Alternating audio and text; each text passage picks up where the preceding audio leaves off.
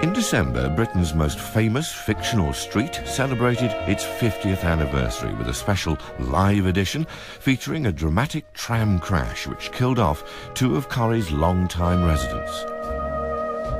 However, according to the front page of our biggest-selling daily paper, behind the scenes on the anniversary set, there was a terrifying real-life plot, which, had it been successful, would have killed many of the famous faces who inhabit the street. December the 9th, 2010. Al-Qaeda Corrie threat. Cops are throwing a ring of steel around tonight's live episode of Coronation Street over fears it has been targeted by Al-Qaeda. 19 days later, The Sun carried another article, this time with smaller headlines and tucked away on page 2. We would like to make clear that while cast and crew were subject to full body searches, there was no specific threat from Al-Qaeda as we reported. We apologise for this misunderstanding. In today's Face the Facts, we'll be investigating more articles like that one, stories which regularly appear in some of our newspapers and which either feature Muslims as extremists plotting to bring carnage to this country or as a threat to the Christian faith and the British way of life. Many of these stories turn out to be either totally untrue or at best based on a grain of truth. Yet many believe they aggravate tensions between Britain's 2.5 million Muslims and the rest of society. It's a view that's been expressed by the co-chair of the Conservative Party, Baroness Farsi, her concerns echoed by media academics who follow the issue and by Muslims themselves in the community. Inciting prejudice against Muslims is almost a vote winner, if you like, and challenging that prejudice is a vote loser. This kind of prejudice ultimately erodes community trust and can have very negative consequences long term. I think there is good journalism going on around here.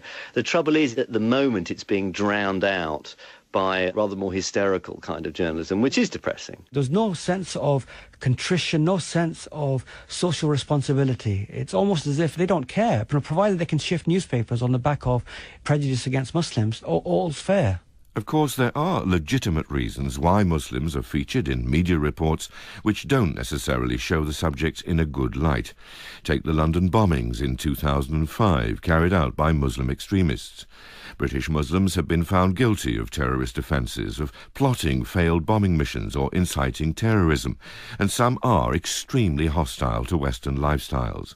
And doubts about Britain's multiculturalism and concerns about immigration policy inevitably produce journalism which can seem hostile to British Muslims. But the accusation we report today is that some newspapers focus disproportionately on the negative, often distorting the truth in the process. I was abused in the street, not just on one occasion. I couldn't even go out my front door properly. No, we had a lot of bacon found in the garden, in the front garden. We was very scared. Sarah and Graham Webb-Lee are not Muslim. Since last October, they've been subjected to continuing abuse after objecting when the cafe next door installed a new extractor fan. Yes, you heard that right. This is a story of how a cafe's extractor fan in Stockport became national news. The owner of the shop next door, she moved the fan closer to my front door. We kept a diary of everything that it was affecting. The smell of our clothes, the smell of our furniture, the kids not eating food because of the smell, very pungent. It's not just bacon smell, it's onion, fat, terrible smells. When the local council received the couple's complaint about the odours, it emerged that the cafe should have obtained planning permission for the new fan. The council advised them to list all their objections to the retrospective planning application with the intention of getting the owner to move or replace the fan. Graham Webb-Lee went to a public meeting and duly listed his complaints. One of them, right down the list, was that Muslim friends refused to come to their house because of the smell of bacon from the cafe's fan. What he didn't know was a local newspaper reporter was there, and in a few days their case was national news. Mail Online, October the 21st, 2010. Cafe owner ordered to remove extractor fan because neighbour claims smell of frying bacon offends Muslims. Daily Telegraph, October the 22nd, 2010. A cafe owner has been ordered to remove an extractor fan because the smell of her frying bacon offends passing Muslims. 5 major newspapers cover the story in similar terms, but Stockport Council's justification for their decision, quoted near the end of all the articles, made no mention of any religious dimension. They said the planning application was rejected on the grounds that it was detrimental to residential amenity. And their verdict, they told us, was based not on the nature of the food being cooked, but on the operation of the extraction system. Yet, following the headlines, Sarah and Graham Webley were called packy lovers in the street and had bacon thrown into their garden. We was besides ourselves with disgust because we thought it was such an emotive heading and very misleading. You thought so too, Graham? I totally agree. The main fact of it was the vent is 12 inches from our house. It's affecting our everyday life, and all they could report was about our Muslim friends. This is such a straightforward story, not about Muslims, and anybody with half a brain cell would have looked at the picture in the paper and seen the fan right next to my front door and thought, hang on, I wouldn't want to live near that. When the story appeared on the Mail's website, it attracted over 500 comments, some of them extremely hostile to the Webleys and to Muslims. Someone, though not the couple, complained to the Press Complaints Commission about coverage of the story in the Mail and the Daily Telegraph, on the grounds that the stories were misleading. But the complaints were rejected. Stephen Abel is director of the PCC. The system at the PCC and indeed the law follows the same notion that headlines must be read in conjunction with the article. The reference to the fear of offending Muslims was raised by people in the story who were quoted. It was part of the application in the council case. And these are difficult decisions about whether the headline was sufficiently clarified by the body of the article. And the Commission, examining it carefully, came to the judgment that it didn't raise a breach of the code and it wasn't misleading on that basis. But readers appear to have been misled because the comments on the Mail's website from people who read this said, if Muslims don't like our way of life, they know where the airport is, or another smack in the face for us Brits.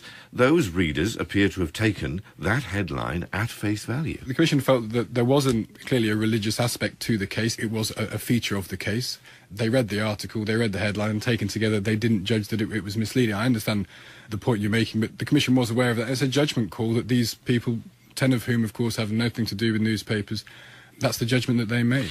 That hasn't placated the Webleys, however, who, because they say of some newspapers, have suffered abuse and harassment all over the sighting of an extractor fan. I think they should take some responsibility. Yeah. For instance, if a racial incident happens through a stupid, sensationalised, Muslim-hating story, then they should be held to account for that. I couldn't go out and stir racial tension up on the street by myself. I'd be arrested of a public order offence. Why can the papers? A question which Inayat Banglawala would also pose.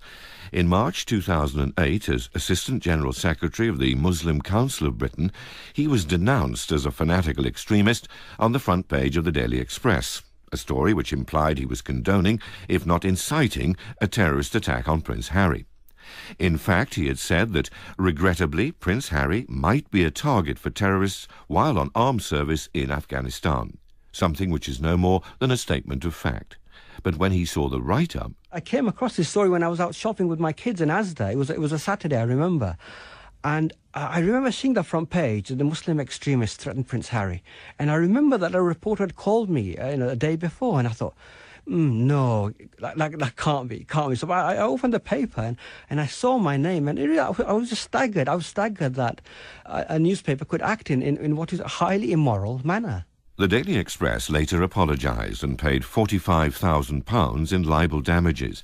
But according to Professor Justin Lewis from the University of Cardiff School of Journalism, the extremist label ascribed to Inayat Banglawala is by no means unusual. The 5 adjectives that we found most commonly used in relation to Muslim were, in order, radical, fanatical, fundamentalist, extremist, and militant. Muslim extremism is itself now a big story. Muslim moderation is not. Inayat Banglawala now advises an organisation called Engage, which aims to improve relations between the British media and the Muslim community. It's helped persuade MPs to set up an all-party parliamentary group to work on the issue. And if recent newspaper pieces reported to the Press Complaints Commission are anything to go by, there's plenty of work to do.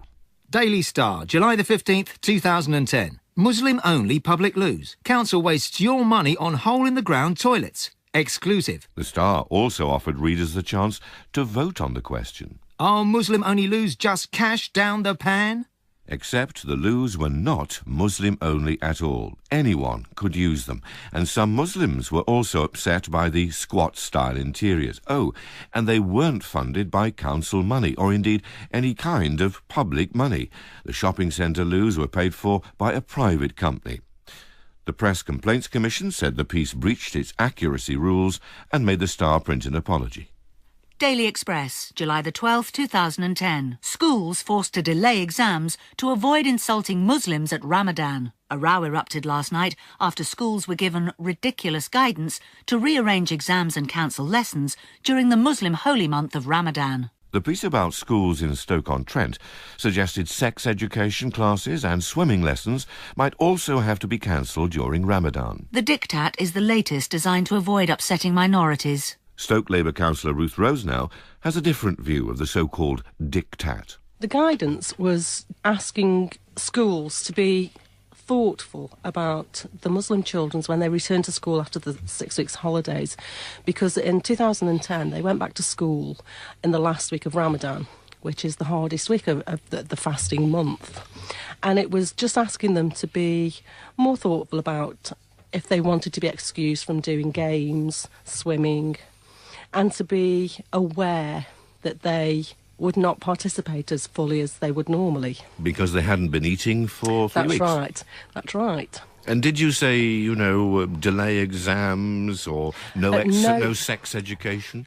No, at no point have we asked for anything to be delayed or stopped. I got emails and I have to say hate letters saying that we were very wrong, that this is a Christian country and that we should not be, moving exams and telling children they can't do swimming lessons. I took time to reply to everybody and said that this was just a case of national media reporting things wrongly. Other papers printed much the same story, and the Press Complaints Commission was asked to investigate the Daily Express's article. However, from this month, that newspaper is no longer regulated by the PCC.